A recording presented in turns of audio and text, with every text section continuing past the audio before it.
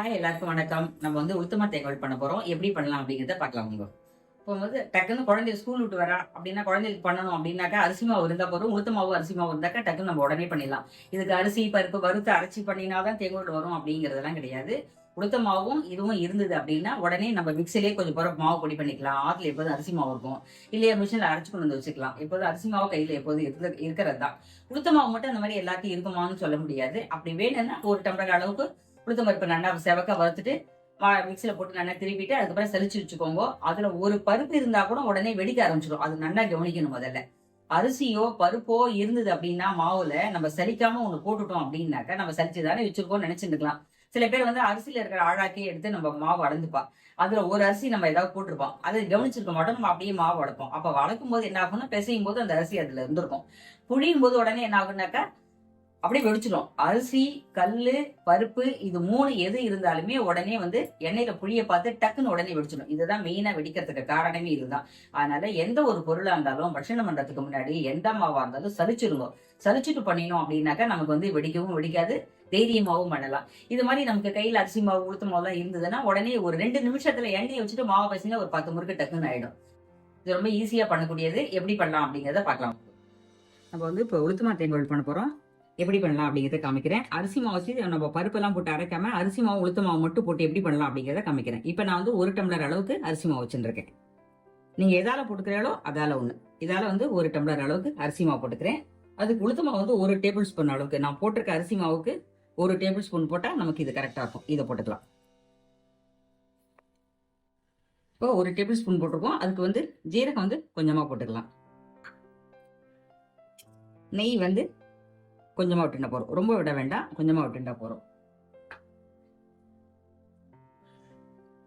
சால்ட்டும் அதுக்கு எவ்வளவு தேவையோ அந்த அளவுக்கு சால்ட்டும் போட்டுக்கலாம்.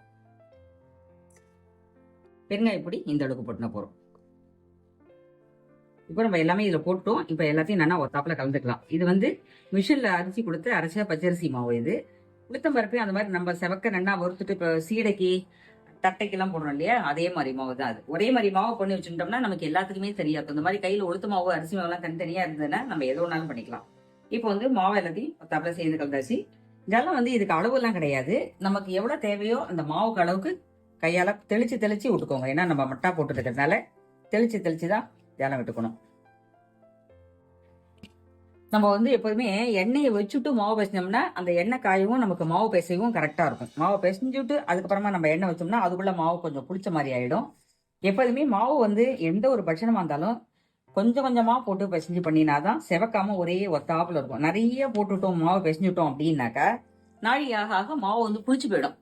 அது என்ன ஆகும்னா ஒரு 10 முறுக்கு முதல்ல வெள்ளேன்னு வரும். அதுக்கப்புறம் பார்த்தாக்கா செவந்து போயிடும். அதனால மாவை மட்டும் கொஞ்சம் அப்பப்ப பிசைஞ்சுக்கணும். கொஞ்சம் சிரமமா தான் இருக்கும். ஆனாலுமே அந்த மாதிரி பண்ணினா ஒத்தாப்புல அடியிலேருந்து ஆரம்பத்திலேருந்து கடைசி வரைக்கும் ஒரே மாதிரியே வரும். சின்ன சின்ன விஷயம் தான் இதெல்லாமே. இதெல்லாத்தையும் நம்ம பண்றதுதான் எல்லாமே. இந்த அளவுக்கு நமக்கு மாவு இப்படி கெட்டியா பிசைஞ்சுக்கணும். இந்த உளுத்தம் பொடி வறுத்த பொடி பண்ணி ஃப்ரிட்ஜில் வச்சுக்கலாமா? ஆமா, இது ஃப்ரிட்ஜில் வச்சுட்டோம் அப்படின்னா நம்ம எப்படி வச்சோமோ அதே மாதிரி இருக்கும். அதே நீ வெளியில வச்சுட்டு அப்படின்னா கொஞ்ச நாள் ஆச்சுன்னா ஒரு மாதிரி தவிடாட்டம் ஒரு மாதிரி போயிடும், பொலன்னு போயிடும். ஃப்ரிட்ஜில் வச்சுட்டோம்னாக்கா நமக்கு கரெக்டா இருக்கும். இந்த அளவுக்கு இருக்கணும் மாவு. நான் எப்போதுமே என்ன பண்ணுவேன், இந்த மாதிரி மாவை பிசைஞ்சு வச்சுட்டு நமக்கு குழல் எவ்வளோ இருக்கோ அந்த அளவுக்கு தகுந்த மாதிரி அப்படியே பிடிச்சி வச்சுருவேன். இப்போ இருக்கு அப்படின்னா இப்போ இது ஒரு 3 குழல் வருதா, அப்படியே அந்த மாதிரி அப்படியே இப்படி வச்சுட்டோம் அப்படின்னா அப்பப்பையும் இந்த மாதிரி பிடிச்சி வச்சுன்னா கை மாவு ஜலமும் அப்படியே ஆகும். அப்படிலாம் இல்லாதக்கு நம்ம அட்ஜஸ்ட் பண்ணி வச்சுக்கணும். அதுக்கு முன்னாடி ஒரு சின்னதாக ஒரு பிள்ளையார் ஒன்று, எந்த ஒரு பட்சணம் பண்ணினாலும் ஃபர்ஸ்ட் ஒரு பிள்ளையாரை பிடிச்சி வச்சுட்டு இப்படி ஒரு ஓரமாக வச்சு நான் உளுத்தமா தேங்கோளுக்கு வில்ல நம்மளோட சைஸ் பெருசா வேணும்னாலும் பெருசா வச்சுக்கலாம். நான் இந்த அளவுக்கு தான் வச்சுருக்கேன். இந்த அளவுக்கு இருந்தாக்க நமக்கு கரெக்டா இருக்கும். எப்போதுமே இதோட போட்டு கொடுக்குற வில்ல எப்போதும் பெருசா இருக்கும். அதனால நம்ம எப்பொழுதுமே என்ன பண்ணணும்னா தனியா அந்த வில்லை எடுத்துன்னு போயிட்டு கடையில போய் இரும்பு கடையில வச்சிருப்பான் வில்ல, அதுல கேட்டு நம்ம வாங்கிக்கணும். அப்படி வாங்கி இப்படி டைட்டா இருக்கணும், லூஸ் இல்லாமக்கு இப்படி டைட்டா இருக்கணும். இந்த ஓரத்துல கேப் இருந்ததுன்னா நம்ம அப்படி புடியும் போது பட்டையா வெளியிலேருந்து பிதிக்கின்னு வரும். அதனால அந்த வில்லை எடுத்துன்னு போய் பார்த்து வாங்கினாதான் நமக்கு கரெக்டா இருக்கும். அந்த வில்லைக்கு தகுந்த மாதிரி ஒண்ணு வாங்கி. இது முள்ளுத்தேக்கோளோடது, இது ரிப்பனோடது, இது ஓமப்பொடி அந்த மாதிரி நம்ம எதுக்கு பண்ணினாலும் அதுக்கெல்லாம் பண்ணிக்கலாம். அதுக்காக இதெல்லாம் தனித்தனியா இதோட கொடுக்குற வில்ல எல்லாம் பெருசா இருக்கும். அது வடாத்துக்கு அதுக்கெல்லாம் தான் செட்டா இருக்கும். நம்ம பட்சணத்துக்குலாம் நம்ம இந்த மாதிரி பண்ணினாதான் நைஸாவும் இருக்கும், நண்டாவும் இருக்கும். அதனால நான் எப்போதுமே இப்படிதான் பண்ணி வச்சுக்கேன். ரெண்டாவது இப்பெல்லாம் இப்படி இந்த மாதிரி ஆட்சியே வர்றதே கிடையாது. இதெல்லாம் எத்தனை 25-30 வருஷம் ஆகுது. இது எப்பொழுதுமே இன்னொன்னு, இது கெயிட்ட வராம விட்டுட்டு அப்படின்னா நம்ம அப்படியே வச்சிடக்கூடாது. அப்படியே வச்சுட்டோம் அப்படின்னாக்கா அது என்ன ஆகும்னா 4 படம் அப்படியே உள்ளுக்குள்ளேயே அந்த அரிசி மாவு இருக்கும். அப்படியே தட்டி தட்டி பண்ணினோம்னா தனியா அப்படி பண்ணும்போது டபக்குன்னு இதோட கீழே விழுந்துரும். அதனால என்ன பண்ணணும்னா வெந்நீர்ல போடணும், இல்லையா அடுப்பு அனல்ல இப்படி லேசா காமிக்கணும், ஜலத்துல போட்டு ஊற போட்டுட்டு அந்த மாவெல்லாம் ஊறி போயிடும். அதுக்கப்புறம் நீங்க கேட்கணும். சில பேர் இப்படி வச்சு தட்டுவா, தட்டினா என்ன ஆகும்னா நம்ம புழியும் போது இதை அப்படியே அந்த எண்ணெயில விழுந்துரும். அதனால இதெல்லாம் ரொம்ப ஜாக்கிரதையா பார்த்துக்கணும் இதெல்லாம். அதுக்கு அடுத்தது நம்ம புழியறதுக்கு முன்னாடி எண்ணெயோ நெய்யோ இது உள்ளுக்குள்ள துளி போற தடவிட்டோம் அப்படின்னாக்கா அப்பப்பையும் கைட்டி கைட்டி போடுறோம் இல்லையா, இதுலலாம் அப்படி தடவி வச்சுடணும். இப்படி தடவிட்டோம் அப்படின்னாக்கா நமக்கு அப்பப்பையும் கேட்டும் போது சௌரியமா இருக்கும். இல்லைன்னா மாவு இருக்கிறதுனால அப்படி இறுகிக்கும். ஒரு தடவை தடவினா போறோம், அப்புறம் ஏதாவது ஜலங்களை அப்படியே தொட்டுட்டே பண்ணிட்டா போறோம். இப்ப நம்ம மாவு புழியலாம். எண்ணெயும் காஞ்சின்னு இருக்கு.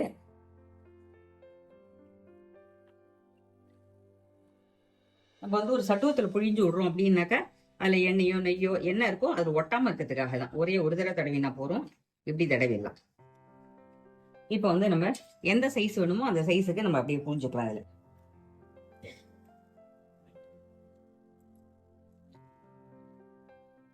இப்போ நம்ம இதில் அப்படியே போடலாம்.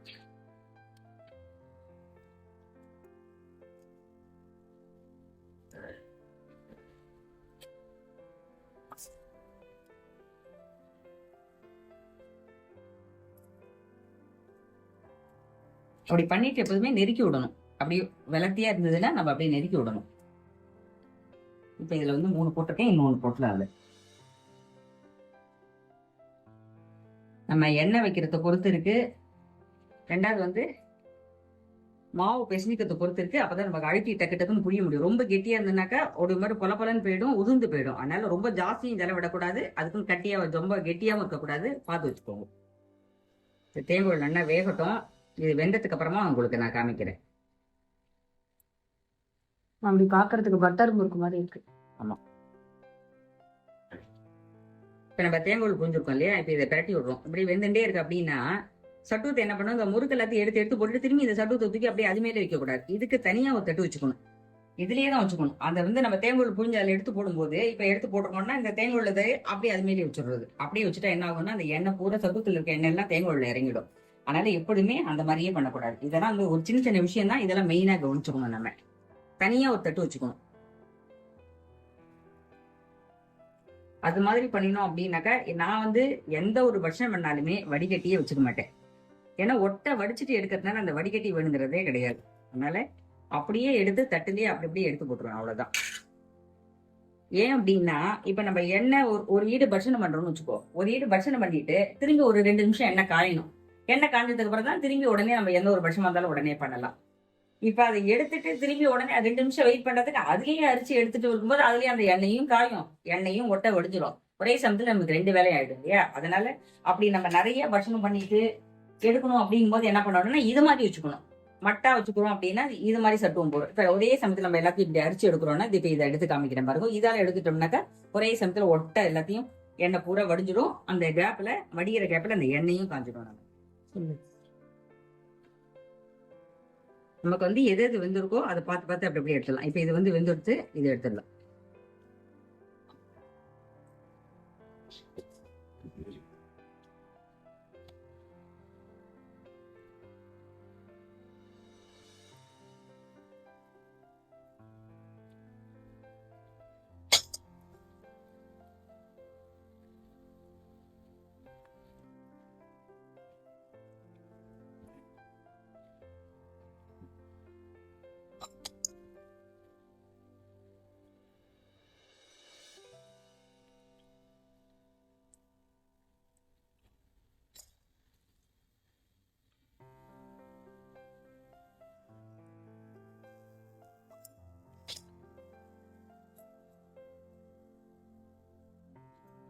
இப்போ நமக்கு சாமி நிவேதி எல்லாம் பண்ண போறோம் அப்படின்னா வாயில போட்டு பார்க்க முடியாது. கரகரப்பா இருக்கா, எப்படி இருக்கு அப்படி பார்க்கணும் அப்படின்னா என்ன பண்ணணும்னா 2 விதம்.